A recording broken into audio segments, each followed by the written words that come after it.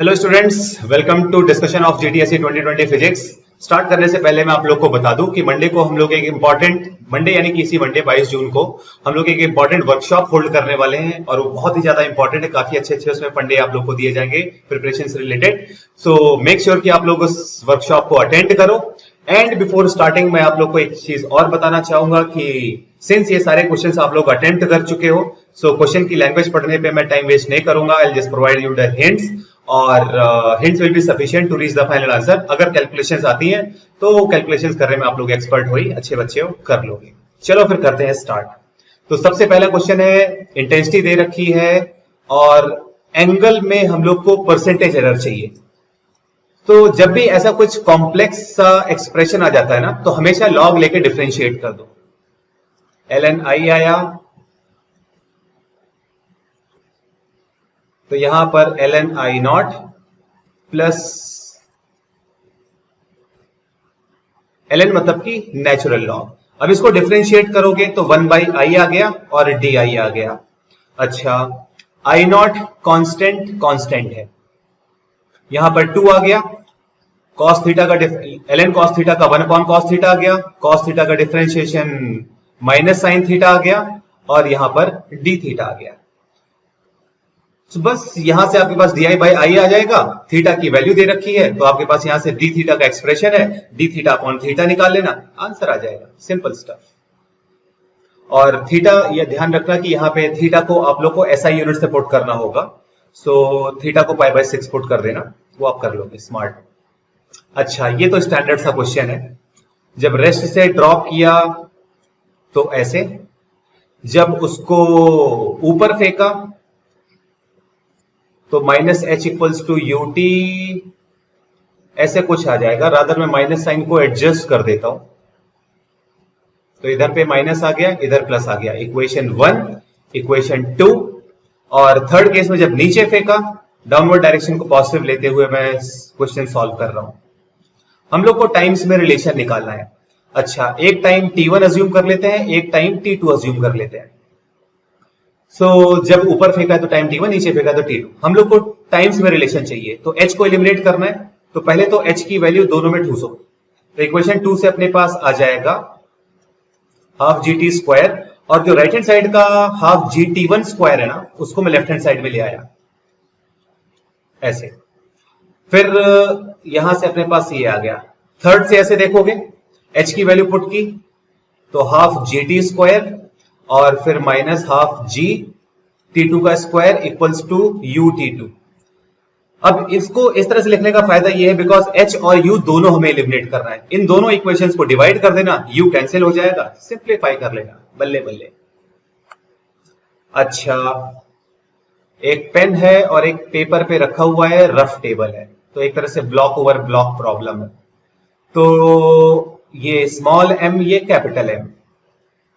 Paper और pen के बीच में यहां पर μ1 और यहां पर μ2। फोर्स किस पे लगाना है? पेपर पे। अच्छा, स्लिपिंग करवानी है तो यहां पे फ्रिक्शन आ जाएगा काइनेटिक। यहां पर फ्रिक्शन लग रहा होगा फॉरवर्ड डायरेक्शन में μ1 mg के बराबर, तो इस पर फ्रिक्शन पीछे की तरफ आ जाएगा सेम मैग्नीट्यूड का। और पेपर पे फ्रिक्शन पीछे की तरफ आ जाएगा μ2 m plus capital M g के बराबर। इस पूरे को अगर आप सिस्टम की तरह कंसीडर कर लेते हो तो ये जो μ1 mg का फोर्स है that will become internal force. तो सबसे पहले स्मॉल m को कंसीडर करो, उस पे लगने वाला, उसको एक्सलेट कराने वाला फोर्स μ1 mg है। तो जब वो फ्रिक्शन फोर्स यानी कि ड्राइविंग फोर्स मैक्सिमम होगा तब एक्सेलरेशन मैक्सिमम आ जाएगा, तो एक्सेलरेशन की वैल्यू आ गई। अब पूरे को सिस्टम की तरह कंसीडर कर लो, तो F आ गया, उसको अपोज करने के लिए μ2 m प्लस कैपिटल mg आ गया and total mass into acceleration. और एक्सेलरेशन कितना है? अभी जस्ट निकाला, μ1g के बराबर है। बस यहां से आंसर आ जाएगा, simple stuff. Next question symmetry based question है। तो अच्छा, बोथ AC भी दे रखा है, ठीक है। पहला क्या है? Gravitational force due to this object at origin is 0। हाँ, यहां पर देखोगे तो कंप्लीट स्फीयर की वजह से फील्ड 0 और इन दोनों कैविटी की वजह से जो फील्ड आएगी इक्वल एंड ऑपोजिट आएगी, कैंसिल हो जाएगी, तो ए तो करेक्ट है। ग्रेविटेशनल फोर्स एट बी पर बी पर फोर्स जो आएगा इसकी वजह से और कैविटी की वजह से, दोनों की वजह से आएगा, तो कैंसिल आउट नहीं होगा। फिर ये सर्किल जो है उसकी रेडियस 6 है और इसकी रेडियस 4 है, बाहर चले गए। बाहर चले गए तो सारा का सारा जो भी चार्ज है, मास है, जो भी है, उसको आप सेंटर पे कंसंट्रेटेड अज्यूम कर सकते हो। और सर्किल ले रखा है तो सेंट्रल से सर्किल के हर पॉइंट की डिस्टेंस सेम होगी तो पोटेंशियल भी सेम आएगा। तो since both A and C are correct, इसलिए correct answer will be option D. ऐसे ओके, एक्सिस प्रेशर का रेशियो निकालना है तो वॉल्यूम कंजर्व कर दो। तो ये जो बबल है उसका वॉल्यूम आ जाएगा 4 पाई आर स्क्वायर इंटू डी। जैसे स्फेरिकल शेल जैसे होती है तो उसमें जब आप एलिमेंट लेते हो तो ऐसे लिखते हो ना, तो जो डी आर थिकनेस है वो ये डी के बराबर है और equals to 4/3 pi r cube. 10 radius में रेशियो आ गया, एक्सिस प्रेशर का फॉर्मूला लगा देना, उसका रेशियो आ जाएगा। अच्छा, double the length, double diameter, double tension, double density, fundamental frequency. Okay, A की फ्रीक्वेंसी लिखोगे तो 1/2 LA टेंशन, और लीनियर मास डेंसिटी को हम लोग लिख सकते हैं density into area of A. अच्छा, फिर ऐसे सही यही काम बी के लिए करो। तो इस तरह से बी का टेंशन, बी की डेंसिटी और बी का एरिया। बस लेंथ डबल है, टेंशन डबल है, डेंसिटी डबल है और रेडियस डायमीटर डबल है तो रेडियस डबल हो जाएगी, एरिया 4 टाइम्स हो जाएगा। तो रेशियो ले लेना, आंसर आ जाएगा। अच्छा, एस्केप वेलोसिटी है सेंटर पे, ठीक है, और इसको ड्रॉप किया है तो सरफेस पर एनर्जी लिखोगे तो mass into capital GM/R। Centre पे काइनेटिक एनर्जी आ गई और सेंटर पे पोटेंशियल एनर्जी लिखोगे तो सरफेस पे पोटेंशियल अगर -GM/R है तो सेंटर पे -3m/2 हो जाता है। तो बस इसको यूज कर लेना एंड स्केप वेलोसिटी के टर्म्स में आंसर चाहिए तो escape velocity is nothing but √2 GM/R, तो आराम से आंसर आ जाएगा। अच्छा, टेंशन इन द स्ट्रिंग चाहिए तो टकराने के पहले इसमें जो वेलोसिटी आ जाएगी वो √2 GL, लेट्स से वो U के बराबर। टकराने के बाद वेलोसिटी लेट्स से इसमें V1 है और इसमें V2 है। कोलिजन कैसा है? इलास्टिक है, शाबाश। तो मोमेंटम कंजर्वेशन, तो mu equals to mv1 plus 8mv2। और वैसे टकराने के बाद वेलोसिटी रिवर्स हो जाएगी बिकॉज मासेस अनइक्वल है और ब्लॉक का मास ज्यादा है, तो ऐसे आएगा। कोफिशिएंट ऑफ रेस्टिट्यूशन 1, तो velocity of separation v1 plus v2, velocity of approach u के बराबर। दो इक्वेशन, दो वेरिएबल, v1 निकालना है और टकराने के बाद इसमें एक तो mg तो काम कर ही रहा है, कैपिटल mg, और टेंशन रेडियली इनवर्ड है तो radially inward force positive, radially outward force negative, equals to mv1² divide by r। Radius हो जाएगी l के बराबर। तो फर्स्ट टू इक्वेशन से v1 की वैल्यू उठा के पुट कर देना, टेंशन आ जाएगा। इसमें क्या है, सारे सरफेसेस स्मूथ है तो बहुत ही अच्छी बात है। रोटेशनल काइनेटिक एनर्जी अनचेंज रहेगी तो रोटेशनल काइनेटिक एनर्जी का चेंज 0 है तो उसको मैं लिख भी नहीं रहा। टॉप मोस्ट पॉइंट पर जब पहुंचेगा सारे सरफेसेस स्मूथ है और मास भी सेम है तो मोमेंटम कंजर्व करने के लिए दोनों में हॉरिजॉन्टल वेलोसिटी आ जाएगी v/2 की, और ये जो हाइट उसने h राइज की है, सीधे energy conservation half mv² equals to half m plus m, because दोनों की वेलोसिटी v/2 है, और प्लस पोटेंशियल एनर्जी, यहां से h का एक्सप्रेशन आ जाएगा। बस में सिंस सारे सरफेसेस स्मूथ है तो रोटेशनल काइनेटिक एनर्जी में कोई फर्क नहीं पड़ेगा तो उसका चेंज कंसीडर करने की जरूरत नहीं है। अच्छा, सर्कल है, isosceles right angle triangle, hypotenuse diameter की तरह है, शाबाश। तो distance of centre of gravity of remaining portion from centre of the circle, okay. तो सबसे पहले तो मैंने सर्कल बना दिया, ये हो गया डायमीटर और ये हो गया आइसोसेलेस ट्राइंगल। जो पोर्शन बचा वो इतना बचा। अच्छा, सरफेस मास डेंसिटी सिग्मा हो गई और रेडियस a है तो ये भी a, ये भी a, this will also be a। तो जो रिमूव्ड पोर्शन है ट्राइंगल है उसके सेंटर ऑफ मास की जो हाइट होती है वो a/3। तो सिंस पोर्शन रिमूव किया है तो जो YCM आ जाएगा, सेंटर ऑफ सर्किल को ओरिजिन ले लिया तो सिग्मा इंटू पाई ए स्क्वायर, ये कंप्लीट सर्किल का मास आ गया और y कोऑर्डिनेट सेंटर का 0। फिर जो पोर्शन हमने रिमूव किया है तो हाफ बेस इंटू हाइट करोगे एरिया लिखने के लिए तो वो a स्क्वायर आ जाएगा, बिकॉज जो बेस है वो 2a है, 2a इंटू हाफ करोगे तो a बचेगा, a इंटू a स्क्वायर हो जाएगा और इसके सेंटर ऑफ मास की हाइट a/3। फिर ऐसे मास को सब्ट्रैक्ट करोगे तो सिग्मा इंटू पाई ए स्क्वायर माइनस सिग्मा इंटू ए स्क्वायर, यहां से आपके पास सीधे सीधे आंसर आ जाएगा। तो मैग्नीट्यूड चाहिए तो मॉड ले लेना, डिस्टेंस चाहिए क्योंकि सी ऑप्शन आ रहा है।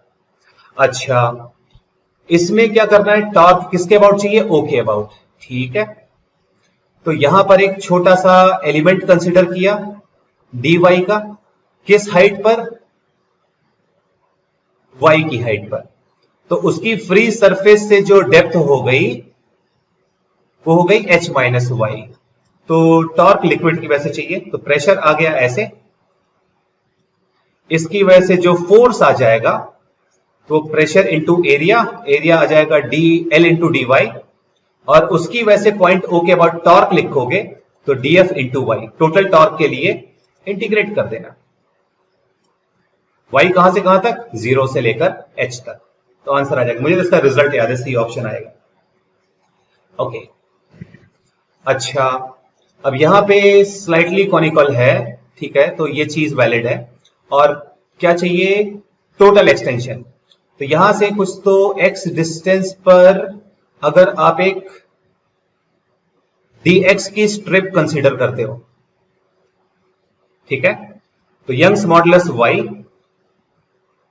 अब इस पार्ट की रेडियस लिखनी होगी, रेडियस लिख लेंगे। टेंशन F के बराबर है, ये हो गया फोर्स अपॉन एरिया से स्ट्रेस, और स्ट्रेन तो वहां पे जो भी एक्सटेंशन dx में जो एक्सटेंशन आया let's say del x divide by dx। अब यहां से बस रेडियस निकालनी है, तो मैं काम करता हूं, डायग्राम को रीड्रॉ कर रहा हूं।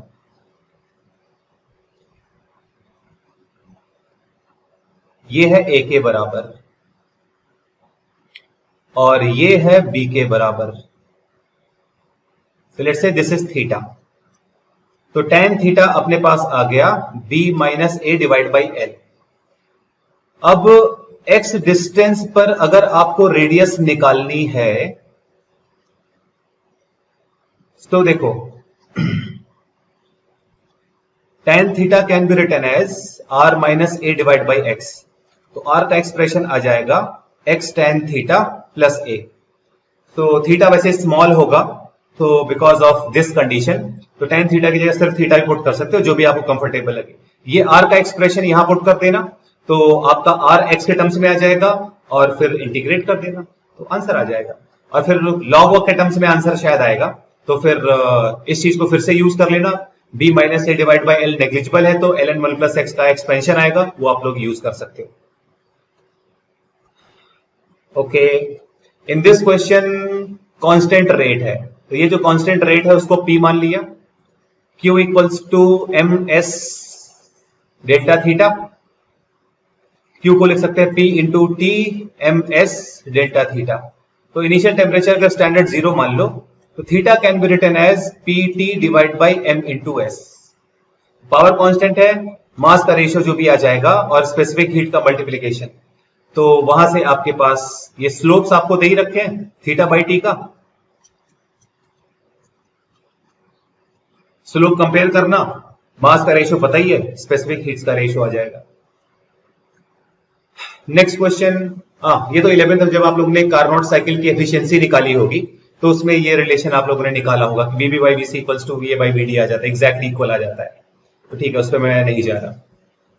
फिर गैस प्रेशर पी नॉट है, मास डबल, मास हाफ किया है, स्पीड डबल कर दिया, ओके, तो pressure is half rho v r m s का स्क्वायर, तो इसको लिख सकते हैं मास अपॉन वॉल्यूम। और ऐसे मास को हाफ कर रहे हो तो मास की जगह m/2 आ गया और स्पीड को डबल कर रहे हो। देख लेना यहां से जो भी आंसर आ रहा है, तो 2 आ जाएगा, तो 2 का फैक्टर बी ऑप्शन आ रहा है। तो सिंपल से ही स्टफ था। ओके, चलो अब अपन बढ़ते हैं नेक्स्ट सेशन की तरफ। Hello everyone, welcome to your go prep channel. Myself Swati Singh. So बेटा, आज की क्लास के अंदर हम डिस्कशन करते हैं आपकी क्लास 12th जेई का पेपर स्लॉट नंबर 4 को। तो ये आपका पहला क्वेश्चन था केमिस्ट्री पोर्शन से। नाइट्रोजन के आपके दो आइसोटोप्स दिए हैं 14 एंड योर 15, जिसका अबंडेंस दिया है, टोटल अबंडेंस इज योर 100%। सो इसका हम ले लेते हैं x% और ये 100 माइनस x% होगा। इसके बाद हमें सिर्फ एवरेज मोलर मास का या एवरेज एटॉमिक मास का रिलेशनशिप लगाना है, जो गिवन परसेंटेज दिया है into its atomic mass plus जो गिवन परसेंटेज सेकंड का दिया है इनटू इट्स एटॉमिक मास और टोटल परसेंटेज जो होगा। सो सिंपल, फिर आपको वैल्यू पिट करनी है। W1 आपने लिया है x, मोलर मास लिया है इसका या एटॉमिक मास लिया है 14, this is your 100 minus x, और इसका एटॉमिक मास है आपका 15, टोटल परसेंटेज 100, और इसके बाद आपको एवरेज एटॉमिक मास की वैल्यू गिवन की है क्वेश्चन के अंदर, और आप यहां से x सॉल्व करेंगे and you get your correct answer. So your correct answer will be this one. So चलिए नेक्स्ट क्वेश्चन की तरफ हम अपना इसमें जाते हैं। Calculate total entropy change for the transition of 1 mole of solid sulphur from its monoclinic form to the rhombic form. यानी sulphur को आप यहां पर उसकी मोनोक्लिनिक से उसकी रोम्बिक फॉर्म में कन्वर्ट कर रहे हो। तो यहां पर बेटा entropy of the total entropy जो होती है वो आपकी entropy of the system plus entropy of the surrounding जाएगा। तो यहां पर आपको सबसे पहले अपनी एंट्रोपी ऑफ द सिस्टम निकालनी है। सिस्टम की एंट्रोपी आप यहां पर अपना रिलेशन निकालेंगे Q रिवर्सिबल बाय T का। यहां पर आपने Q गिवन है आपको एंथैल्पी -400 जूल, ये गिवन है आपको सिस्टम की। सिस्टम का टेम्परेचर दिया है आपको 400 kelvin. Your answer will be -1 joule per kelvin. But system of the surrounding हम यहाँ पर लिखते हैं। System of the surrounding is given to you Q by T। बेटा ये पॉजिटिव होगी क्योंकि ये इक्वल एंड अपोजिट जाएगी, तो Q आपका यहाँ पर पॉजिटिव आएगा। टेम्परेचर आपको 300 केल्विन दिया है, सो ये आपका आ गया यहाँ पर 4/3। सो ये हमने जो यहाँ पर कैलकुलेट किया है, अब टोटल को हम ऐड कर देंगे 4/3 minus 1, so it will become your 1/3. So that's why your correct answer will be B. So your next question is, आपको यहाँ पर अलग अलग रिडक्शन पोटेंशियल्स की वैल्यू दी हुई है और आपको oxidising power of the species निकालना है इन इंक्रीजिंग ऑर्डर। तो आप हमेशा याद रखेंगे रिडक्शन पोटेंशियल किसी भी स्पीशीज का रिडक्शन पोटेंशियल जितना ज्यादा होगा, या मैं कह सकती हूँ जितना पॉजिटिव होगा, मोर पॉजिटिव भी आप देख सकते हो, उतना ज्यादा उसकी ऑक्सीडाइजिंग नेचर होगा। ऑक्सीडाइजिंग नेचर उतना बढ़ जाएगा और रिड्यूसिंग बिहेवियर उतना ही डिक्रीज हो जाएगा। ठीक है, अगर रिडक्शन पोटेंशियल होता तो आप इसके रिवर्स में देखते। तो यहाँ पर आपकी सबसे ज्यादा वैल्यू दी है कोबाल्ट +3 की, तो इसका मतलब सबसे ज्यादा रिडक्शन पोटेंशियल इसका है और रिड्यूस ऑक्सीडाइजिंग भी ये सबसे ज्यादा है। देन 1.67 आपकी वैल्यू आएगी जो कि Pb+4 की है, उसके बाद सीरियम +4 की आएगी और लास्ट में आपकी Bi+3 की आएगी। So according to that the correct answer आप देख सकते हैं कि क्या करेक्ट आंसर बन रहा है और अपने ऑप्शन को इसको मैच कर सकते हैं। सो यहाँ पर आपका जो करेक्ट ऑप्शन बन रहा है will be C, cobalt +3, Pb+4, cerium +4 और बिस्मथ +3। तो ये आपको ऑर्डर याद रखना है जब भी इस तरह के क्वेश्चन सॉल्व कर रहे हो। नेक्स्ट क्वेश्चन आपको दिया हुआ है यहाँ पर, RMS speed of N2 molecule in a gas is mu if the temperature is double the nitrogen molecules. तो पहले आपको म्यू RMS का रिलेशनशिप आना चाहिए। Under root mu RMS, your root mean square speed, this is 2RT/m यहाँ पर आप put करेंगे। तो एक बार आपको यहाँ पर जो वैल्यू पुट करनी है, T टेम्परेचर लिया है आपने, जब N2 का आप निकाल रहे हैं इनिशियल, तो T टेम्परेचर है। जब आपका N2 डिसोशिएट हो गया, जब डिसोशिएट हो गया तो ये N2 से N में कन्वर्ट हो गया, तो यहाँ पर आपका मोलर मास जो आएगा वो 28 आएगा, यहाँ पर मोलर मास आएगा आपका 40, और टेम्परेचर यहाँ पर जो सेकेंड टेम्परेचर है वो चेंज होकर 2T हो गया। तो बस हमने इन दोनों में रिलेशनशिप निकाल देंगे करेक्ट, और हमें यहाँ पर ये कैलकुलेट हो जाएगी। बिकॉज आपसे यहाँ पर नाइट्रोजन मॉलिक्यूल डिसोशिएट होता है, तो तब आपकी RMS इसने पूछी है। तो मैं म्यू RMS यहाँ पर N2 की लिखूंगी और नीचे म्यू RMS ऑफ N लिखेंगे हम। तो जब इसको सॉल्व करते हैं तो 2RT ये आ जाएगा आपका N2 के लिए, ये भी आपका N2 के लिए, मल्टीप्लाई हम कर देंगे डिवाइड में, या इसका आप इसको रेशियो में लिख रहे हैं तो आप इसको लिख सकते हैं 2RT/n, और यहाँ से आप mn निकाल देंगे। बस आपको वैल्यूज पुट करनी है और क्या correct answer. So your correct answer will be then 2U। तो बस आपको वैल्यूज पुट करनी है, जो जो डाटा दिया है आपने वो पुट किया। नाइट्रोजन मॉलिक्यूल का गैस आपको म्यू दिया हुआ है, आप यहाँ पर म्यू पुट करेंगे और इसको सॉल्व कर देंगे। नेक्स्ट क्वेश्चन है, suppose a particle has a 4 quantum number such that the permitted value of those are given below. n की वैल्यू आपको 1 2 3 कितनी भी ले सकते हो, l की वैल्यू आपको -1 -3 लेनी है, और उसने बोला है कोई भी नेगेटिव वैल्यू नहीं होनी चाहिए। देन j की वैल्यू आपको इसके अंदर दी हुई है, तो इसने पूछा है कि अगर n is equals to 2 shell है तो क्या वैल्यू होगी। तो अगर आपका n 2 है तो l की वैल्यू आपकी n -1 यानी कि 2 -1 होगी, जो कि एक ही वैल्यू होगी। इससे ज्यादा करते हो तो वैल्यू आपकी नेगेटिव आएगी। यहां से फिर आप अपनी j की वैल्यू कैलकुलेट करोगे, जो कि आपने लिखा है +1/2 और l -1/2। तो यहाँ पर आप इसको सॉल्व करेंगे, यहाँ से आपको j सॉल्व होगा, और उसके बाद ये l की वैल्यू आपने निकाल ली है 1 +/2, और यहाँ से आपका आ गया 1 -1/2। तो आपके पास यहाँ पर भी आपकी ये इसने बोला इसमें भी कोई नेगेटिव वैल्यू नहीं लेनी है, तो ये आपका यहाँ से आप कैलकुलेट कर रहे हो तो ये 3/2 आ गया, और ये जब आपने सॉल्व किया तो इट इज 1/2। तो इन दोनों के लिए आप m की वैल्यू सॉल्व करोगे, और m की वैल्यू आपको सॉल्व करने के लिए मेथड दिया है, m is your -j2 + j। तो 3/2 प्लस से लेके -3/2 तक जो वैल्यूज आएंगी आप कैलकुलेट करोगे, तो टोटल जो वैल्यूज आएंगी वो आपकी यहाँ पर 6 वैल्यूज आएंगी, और ये आपका करेक्ट आंसर होगा। नेक्स्ट क्वेश्चन है, the volume to which 50 ml of 6 molar ammonia solution be diluted to double the degree of protonation. तो बेटा अमोनिया का आप प्रोटोनेशन कर रहे हो इस क्वेश्चन के अंदर, H+ आपने ऐड किया, अमोनियम आपका फॉर्म्ड हुआ। Kb का आपको फॉर्मूला अगर आता है तो आपको डिराइव करने की कोई रिक्वायरमेंट नहीं है, Kb आपका यहाँ पर आप निकाल सकते हो, या अल्फा आपको कैलकुलेट करना आता है तो Kb is equals to C∝² होता है, तो यहाँ से आप अल्फा कैलकुलेट कर सकते हो Kb इंटू C, ये आपका रिलेशनशिप है। तो 15 ml 0.1 मोलर अमोनिया सोल्यूशन को आपने डाइल्यूट किया ताकि उसका डिग्री ऑफ डिसोसिएशन डबल हो जाए। Kb आपको दिया हुआ है, तो α1 और α2 करके आप इसको सॉल्व करें तो बहुत इजीली सॉल्व हो जाएगा। α1 अपॉन α2 इज इक्वल्स टू आपका, इसको हम C1 कर देते हैं, तो Kb upon C1 into Kb upon C2। उसके बाद इसने बोला है सेकेंड अल्फा आपने डाइल्यूट किया, डबल किया, कंसेंट्रेशन आप इसको कैलकुलेट करके निकाल सकते हो फर्दर, तो ये आपका रिलेशन आ जाएगा। ये Kb से Kb आप कैंसिल कर दोगे and you will get your correct answer. तो कितना वॉल्यूम आपने ऐड किया सो दैट कि आपकी यहाँ पर डिग्री ऑफ डिसोसिएशन डबल हो जाए, तो कैलकुलेशन करने के बाद आपका करेक्ट आंसर आ जाएगा 200 ml। मैं थोड़ा इसके वैल्यूज को पुट नहीं कर रही हूँ बिकॉज वैल्यू पुट करना आसान है, और फिर आप इसको सिंपल कैलकुलेशन है, मैथमेटिक्स है, कुछ भी और आगे हमें नहीं करना। बट हमें इसमें ये ध्यान रखना है इस तरह के क्वेश्चन में कि आपको ये रिलेशंस याद होने चाहिए, अल्फा कैसे कैलकुलेट कर रहे हो, फिर अल्फा का फाइनल रिलेशनशिप आपको पता होना चाहिए, उसके बाद ये क्वेश्चन इजी होगा। Now geometry with respect to the central atom of the following molecules are, आपको यहाँ पर दिया है, तो ये केमिकल बॉन्डिंग का क्वेश्चन है। अब मैं इसके अंदर जैसे मैंने ये टॉपिक पढ़ा है, और अगर आपने ये टॉपिक पढ़ा है तो आपके लिए बहुत फास्ट आप ये क्वेश्चन कर सकते हो।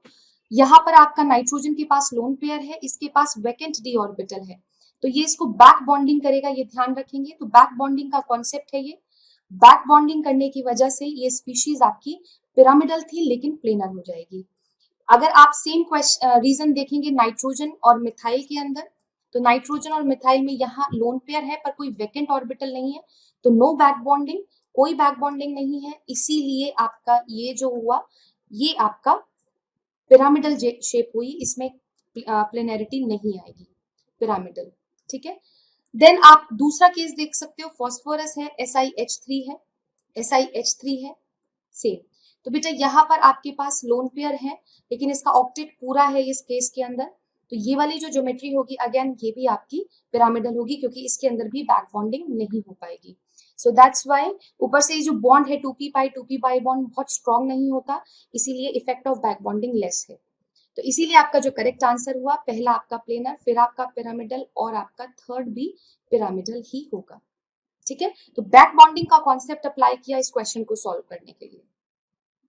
नेक्स्ट क्वेश्चन है, ये बिल्कुल स्टेटमेंट बेस्ड है आपका। सेलाइन हाइड्राइड्स यानी जितने भी आपके NH हाइड्राइड्स हैं, KH हैं, H माइनस यहाँ से H2O से H+ लेकर H2 गैस निकालेगा, बिल्कुल करेक्ट स्टेटमेंट है। Reaction of lithium aluminium hydride with BF3, boron family का क्वेश्चन है, रिड्यूस कर रहा है BF3 को, B2H6 में लेके जा रहा है। PH3 and CH4 are electron rich and electron deficient species, बिल्कुल PH3 के ऊपर लोन पेयर है और CH4 का ऑक्टेट कंप्लीट है, नॉन लोन पेयर है, ना कोई वैकेंट ऑर्बिटल है, इसीलिए आपके तीनों ही ऑप्शन सही है, A, B, C, D हम और देख लेते हैं। HF and CH4 these are molecular hydrides, covalent bonds बना रहे हैं इसलिए मॉलिक्यूलर हाइड्राइड्स हैं, so that's why your correct answer will be A, B, C and D। So correct option आपका यहाँ पर हो गया B ऑप्शन। नेक्स्ट क्वेश्चन है यहाँ पर, ये एक आपकी इनऑर्गेनिक की रिएक्शन है। एक्स लिक्विड को आपने Na2CO3 के साथ रिएक्ट किया है और यहाँ से आपको दो सॉल्ट्स मिले B और C produce in the reaction. Mixture on acidification with sulphuric acid and distillation produce the liquid A again. So liquid A आपको अगेन यहाँ पर प्रोड्यूस हुआ। सो बेटा इस तरह के क्वेश्चन में आप ये देख सकते हो, Cl2 गैस है नेचर में, F2 गैस है नेचर में, I2 सॉलिड है, तो पहले भी देखकर आपको ऑप्शन मिल सकता है I2 है, बट ये एक हम assumption की तरह से आंसर कर रहे हैं, लेकिन आपको इसकी रिएक्शन पूरी पता होनी चाहिए कि Br2 Na2CO3 के साथ कैसे रिएक्शन करेगा।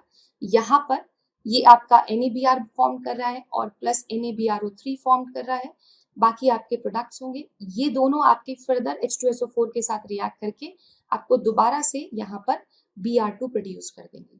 सो इसीलिए यहाँ पर करेक्ट ऑप्शन आपका Br2 है।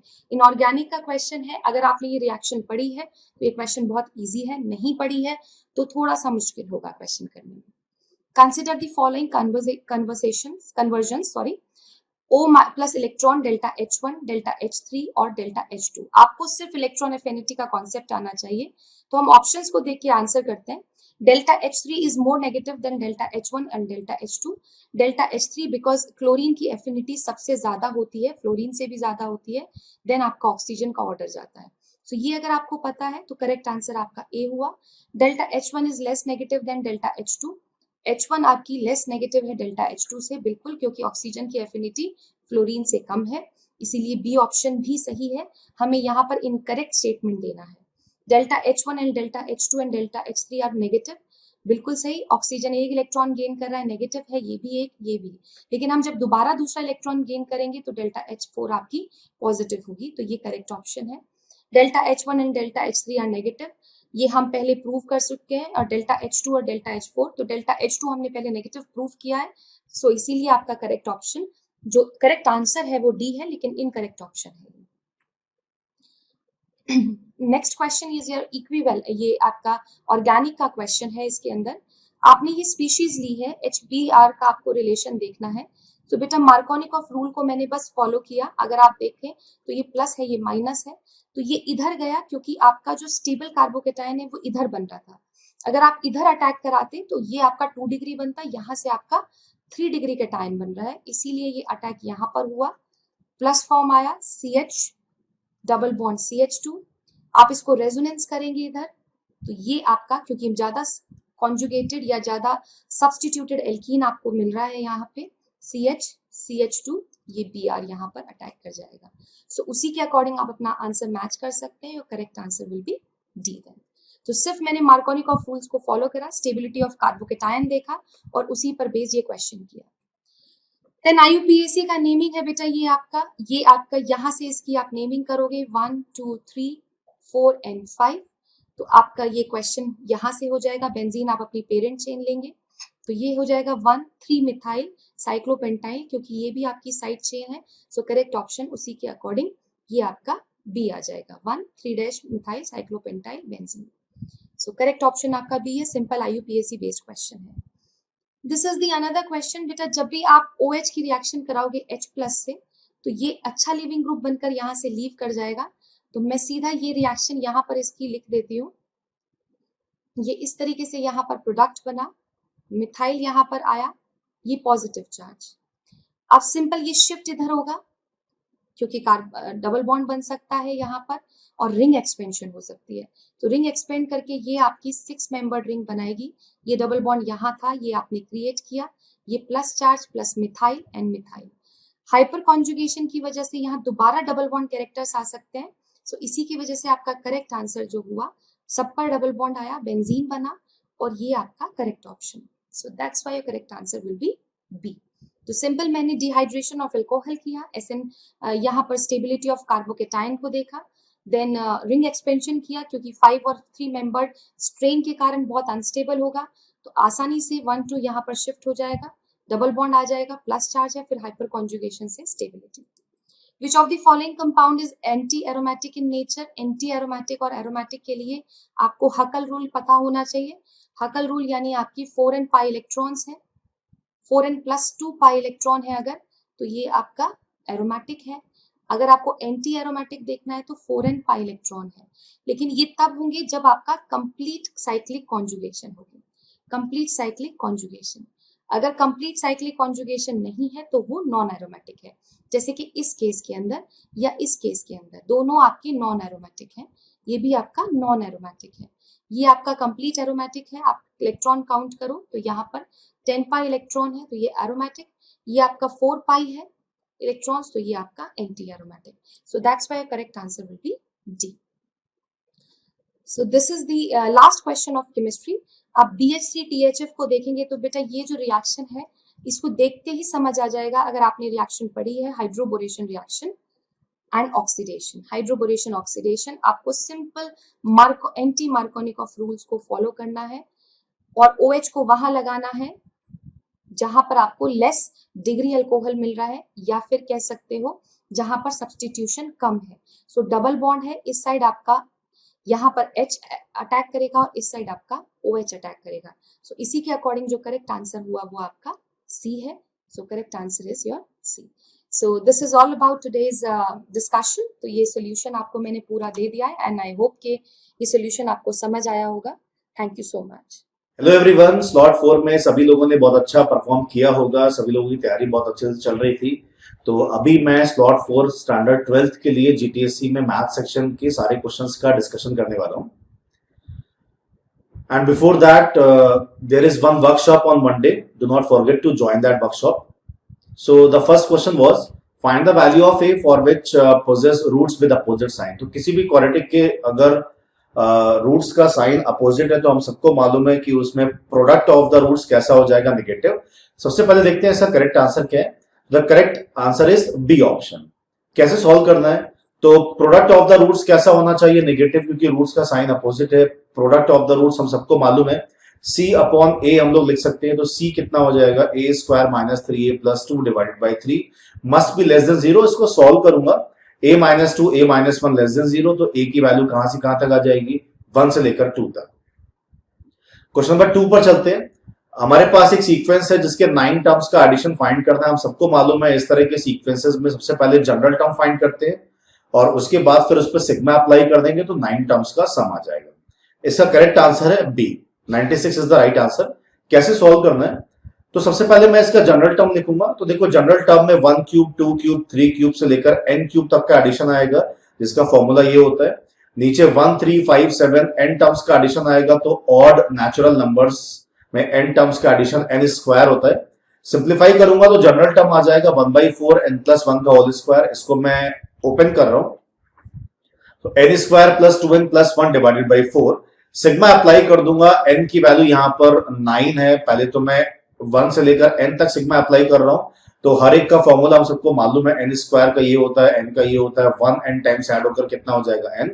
उसके बाद n की वैल्यू मैं 9 पुट करूंगा, तो इस तरह का एक्सप्रेशन आएगा, जो सिंप्लीफाई होने के बाद सॉल्व होकर 96 के इक्वल आ जाएगा। होप सबने इसको सॉल्व किया होगा, बहुत आसान सा ही क्वेश्चन था। क्वेश्चन नंबर 3 पर चलते हैं। हमारे पास एक प्रोडक्ट गिवन है 1 plus x square raise to 5 1 plus x raise to 4। इस प्रोडक्ट में x की पावर 5 का कोफिशिएंट फाइंड करना है। Correct answer is 16। तो आसान सा बाइनोमियल एक्सपेंशन पर बेस्ड क्वेश्चन है। पहले मैं 1 प्लस एक्स स्क्वायर की पावर 5 को एक्सपैंड करूंगा, क्योंकि मुझे x की पावर 5 चाहिए, तो बस x की पावर 4 तक का एक्सपेंशन ठीक है, क्योंकि इसके बाद x की पावर 6 आएगा, जो मुझे x की पावर 5 का कोफिशिएंट फाइंड करने में हेल्प नहीं करेगा। उसके बाद 1 प्लस एक्स की पावर 4 का एक्सपेंशन कुछ ऐसा आ जाएगा। अब दोनों को मल्टीप्लाई करूंगा तो मुझे x की पावर 5 का कोफिशिएंट चाहिए।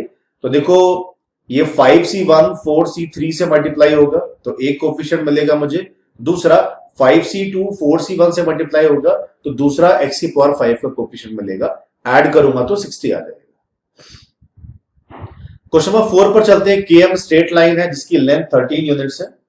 k के कोऑर्डिनेट्स गिवन है, m के कोऑर्डिनेट्स गिवन है, x अननोन है, x की वैल्यू फाइंड करनी है स्ट्रेट लाइन पे बेस। बहुत इजी क्वेश्चन है। आंसर करेक्ट इसका ए है। तो देखो k m में k और m की कोऑर्डिनेट्स दे रखी हैं तो मैं k m स्क्वायर को 169 से इक्वेट कर दूंगा। x में आसान सी क्वाड्रेटिक बन जाएगी। सॉल्व करने पर x की दो वैल्यूज आएंगी, x या तो 7 होना चाहिए या -3। So this was very easy problem. सभी लोगों ने इसको सॉल्व कर लिया होगा एग्जाम में। क्वेश्चन नंबर 5 में चलते हैं। 11 मेंबर्स की टीम है। 11 मेंबर्स की टीम का फॉर्मेशन करना है। 8 मेल्स और 5 फीमेल्स अवेलेबल है। M यहां पर रिप्रेजेंट कर रहा है number of ways the committee is formed with at least 6 males. M है ऐसी टीम जिसमें कम से कम 6 मेल्स हो। N है ऐसी टीम जिसमें कम से कम 3 मेल्स हो। तो M और N की वैल्यू हम लोग को फाइंड करनी है। अब बहुत ध्यान से देखो, टोटल मेंबर्स 13 है। अच्छा, 13 में से अगर मैं 11 को सेलेक्ट कर लेता हूं so the total number of veg will be 13c11। अब मुझे बताओ, अगर इन 11 मेंबर्स में मैं पूरे 8 मेल्स ले लेता हूं, मैक्सिमम मैं 8 मेल्स को सेलेक्ट कर सकता हूं, तो अगर मैं 8 मेल्स को सेलेक्ट करूंगा तो फीमेल्स कम से कम मुझे कितनी लेनी होंगी? 3, तभी तो टोटल 11 बनेगा। इसका मतलब 13c11 में मिनिमम नंबर ऑफ फीमेल्स कितनी है? 3, जो n है। अब तुम ये सोचो कि अगर मैंने 13 में से 11 मेंबर का सिलेक्शन किया है और मैं पूरे 5 फीमेल्स ले लेता हूं, मैक्सिमम 5 सेलेक्ट कर सकता हूं, तो 5 पूरे फीमेल्स को अगर मैंने सेलेक्ट किया तो मुझे मेल्स कितने रिक्वायर्ड होंगे? 6। इसका मतलब हर एक टीम में मिनिमम 6 मेल्स हैं और 3 फीमेल्स हैं। तो कुल मिला के m और n की वैल्यू इक्वल होनी चाहिए और दोनों किसकी इक्वल होगी? 13c11। तो इसको सॉल्व करेंगे। 13 इंटू 12/2 कितना आ जाएगा? 78। तो m और n दोनों इक्वल होना चाहिए और किसकी इक्वल आएगा? 78। तो परमुटेशन कॉम्बिनेशन पे बेस्ड एक थोड़ा सा ट्रिकी क्वेश्चन था। अगर इसको नॉर्मल वे में सॉल्व करोगे तो काफी लेंथी हो जाता, लेकिन अगर किसी ने इस बात को पकड़ लिया एग्जामिनेशन हॉल में तो बहुत जल्दी इसको सॉल्व कर लिया होगा। क्वेश्चन नंबर 6 पे चलते हैं। लिमिट पर बेस्ड क्वेश्चन है। इसका करेक्ट आंसर है c2/π। तो देखो, limit extending to 1 minus x tan πx/2 है। मैं 1 माइनस एक्स को y मान लूंगा। x 1 को अप्रोच कर रहा है तो y किसको अप्रोच करेगा? 0 को।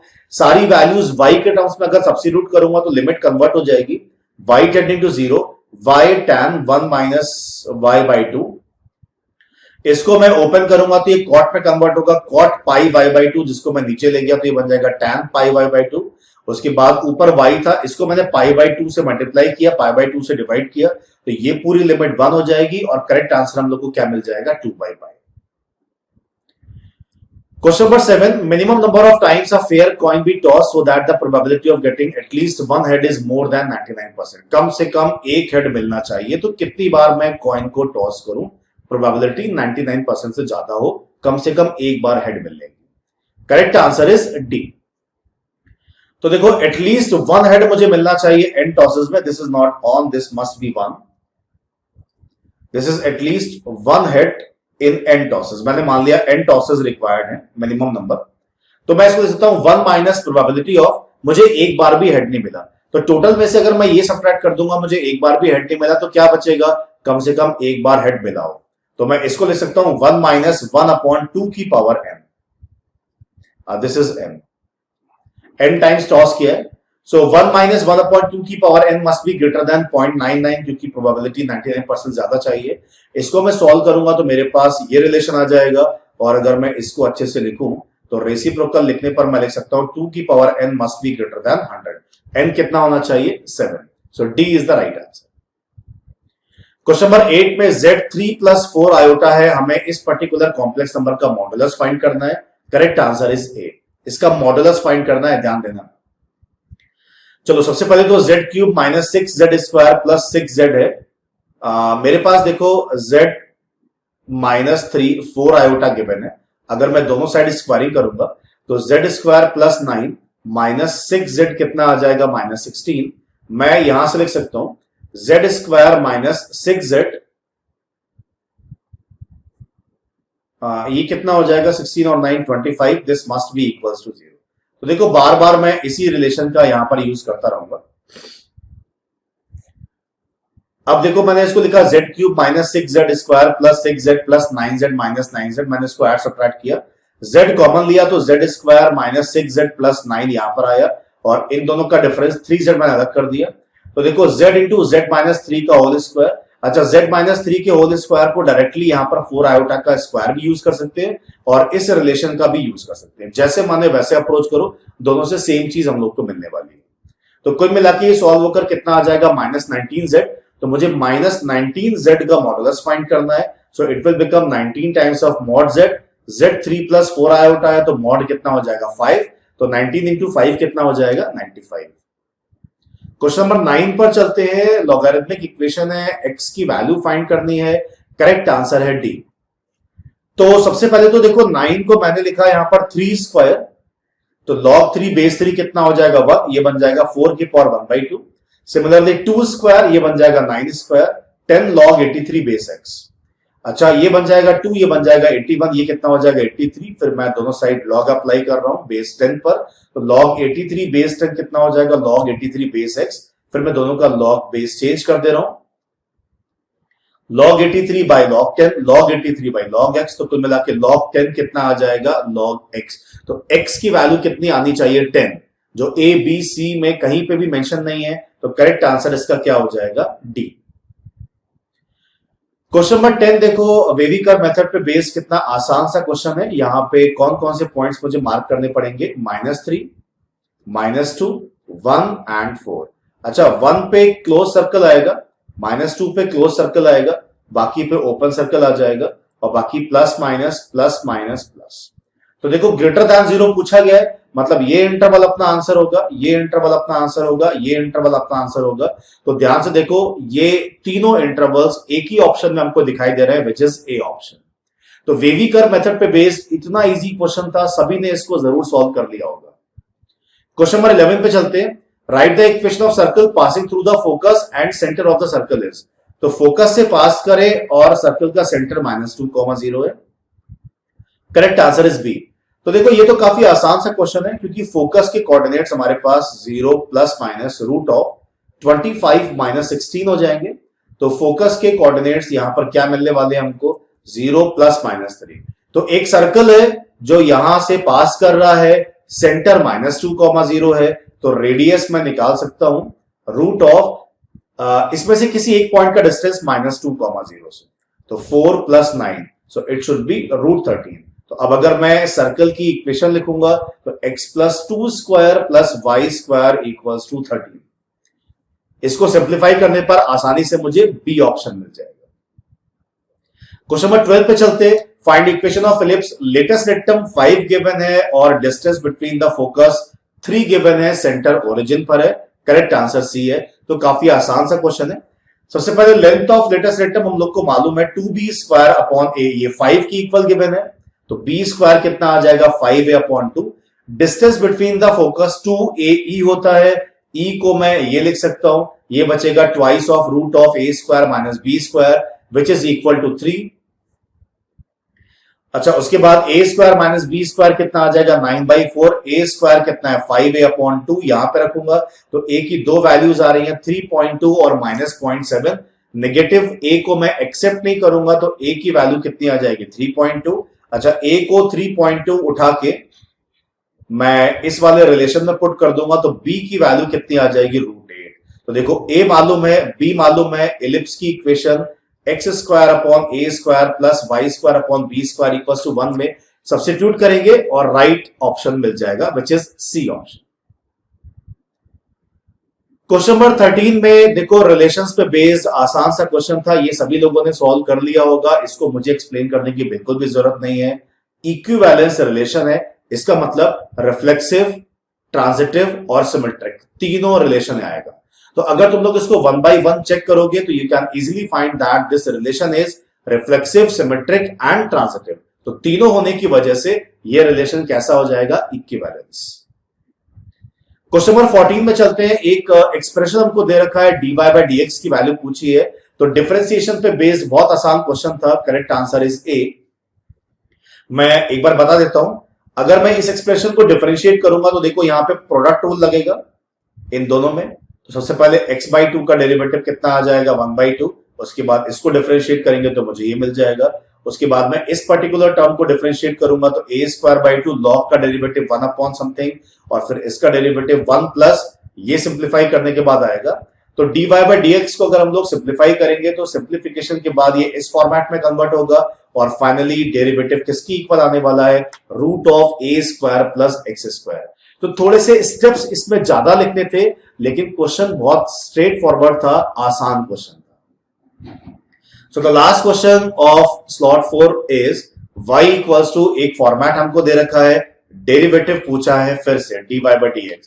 Correct answer is B option.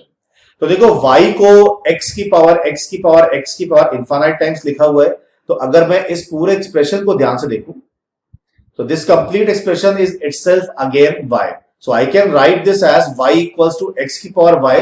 मैं log अप्लाई करूंगा तो log y कितना आ जाएगा, y log x। अब तो डिफरेंशिएट करना है दोनों साइड, तो डिफरेंशिएट करने के बाद सीधे हम लोगों को dy बाय dx की वैल्यू इस एक्सप्रेशन की इक्वल मिलेगी।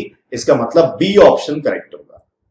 तो ये 15 क्वेश्चंस थे स्लॉट 4 में मैथमेटिक्स पार्ट में। आई होप सारे लोगों को ये क्वेश्चंस बहुत अच्छे से क्लियर हो गए होंगे। Now move to the next section of the paper. Thank you everyone. Hello everyone, welcome to GoPrep. My name is Ankit Sharma and I am your friend cum mentor for the Mental Ability Test, the MAT.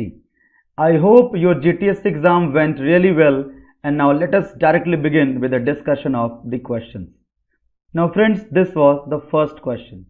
ये तो एक ऐसा question था जो मुझे नहीं लगता कि किसी ने भी पेन का यूज किया होगा।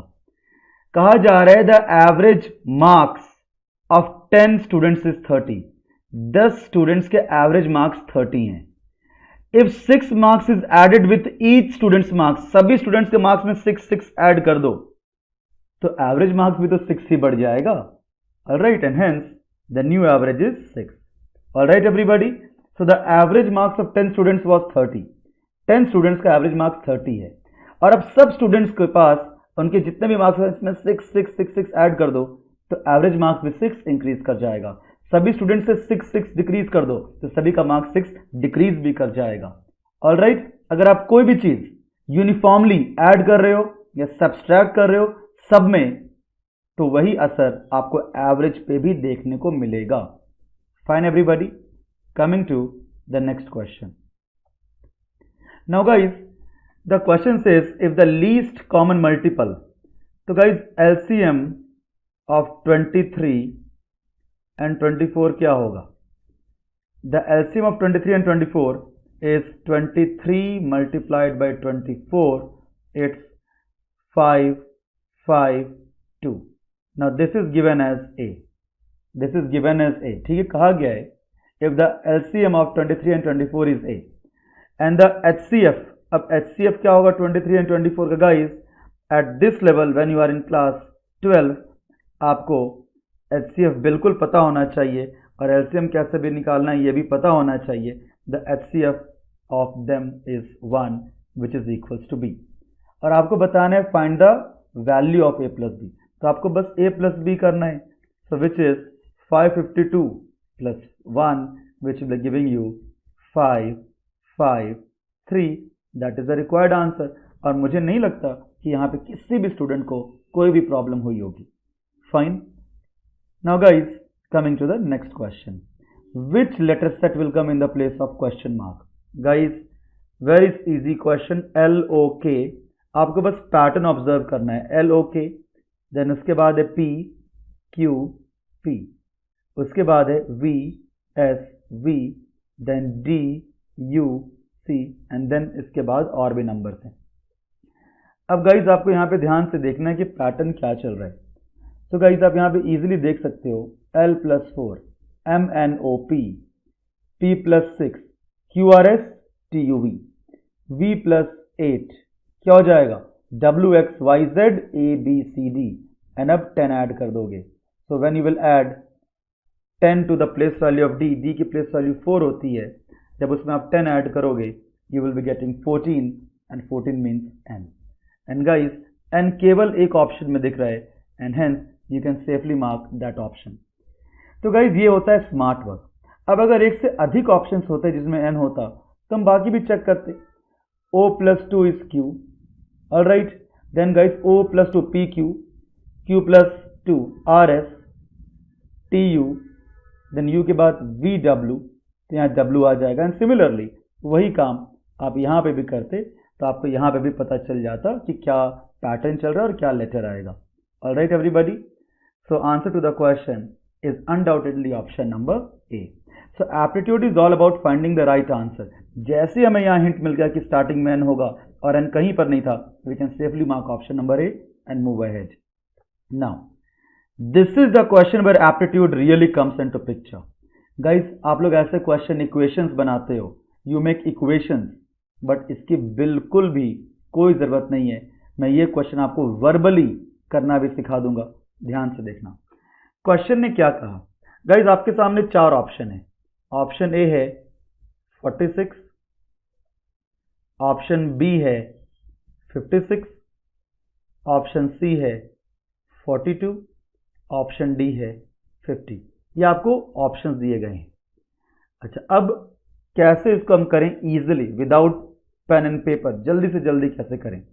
गाइज यहां पर आपको एक कंडीशन दी गई थी, कहा गया if 18 is subtracted from the present age of Mayank's age the 2 digits of his numbers reverse their position. Fine.